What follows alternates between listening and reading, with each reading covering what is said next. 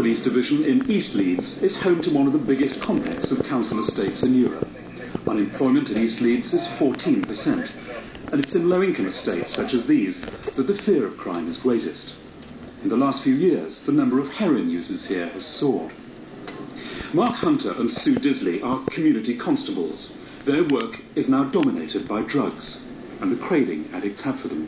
They're that desperate to get it, and rather than risk actually having it on them and getting stopped by the police, we'll go and park up somewhere and either inject it or what we call toot it, which is just putting it on the foil and inhaling the fumes.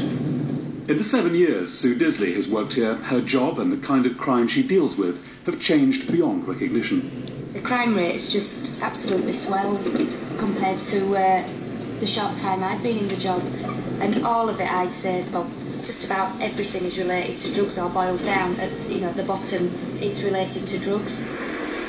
Killingbeck police station is the busiest in Leeds. 230 officers are based here. In the week we filmed, Killingbeck alone dealt with 117 burglaries and 171 thefts. The custody suite is the heart of the station. So it's Killingbeck, Sergeant Harrison.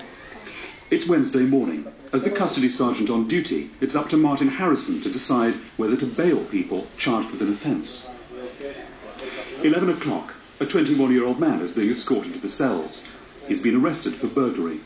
He's been using heroin but hasn't had a fix and seems to be suffering withdrawal symptoms. I have a man in custody who was seen by another doctor the early hours of this morning.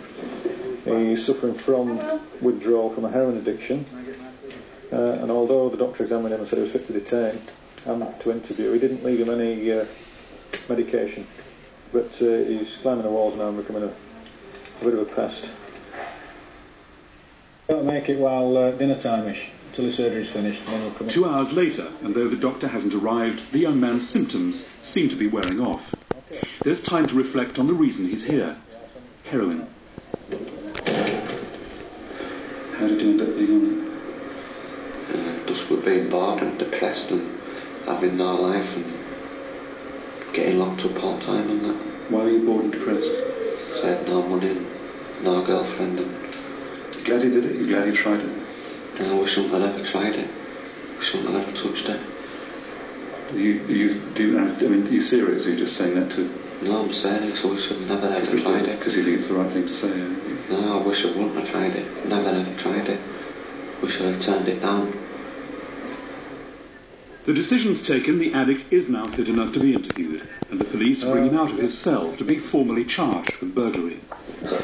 He'll be charged with 2 offences. The first one is contrary to Section 9(1)(b) of the Theft Act 1968. The charges relate to stealing goods worth a total of over £400 from 2 houses. Have you anything to say to those charges? No. Very full. The young man, still without a fix, is desperate to be bailed.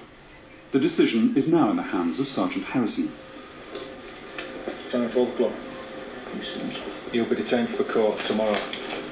Okay? Can't you give me a bail, boss, please? Can't bail you because of your background. You failed to appear at court before and you commit offences whilst on bail. Can't you get me in court this afternoon, boss? You can't. Please. You can't push the courts quicker than they operate Can you already. speak to Mr. Letson, You please? certainly can, yeah.